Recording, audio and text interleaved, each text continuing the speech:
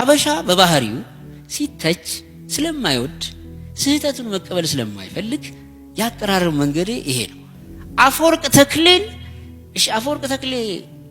ተክሌን የሚያክል ፈረንሳይ ተለምኗል። አፈወርቅ ተክሌ ሲል ፒካሶ እኮ ነህ አንተ ለምን ትሄዳለህ ኢትዮጵያ ውስጥ? አገሬ ነው የምሄደው ብሎ ነው የመጣው። እዚህ መጥቶ የአፍሪካ ህብረትን ያን ስዕል ሲሰራ ተከራካሪ ሌላው ተፎካካሪ ሰዓሊ ጣሊያናዊ ነበር።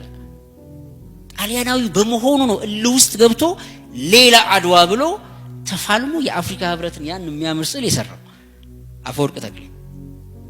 አገራችን ውስጥ ግን ያሉት ካድሬዎች አንደኛ ክፍያውን 2 ዓመት አዘግይተውበታል። ሁለተኛ ጋና ኳሚ ንኩርማ የጋናን ፓርላማ እንዲሰራ ጥሪ ሲያቀርብለት እዚህ አልፈቀዱለትም።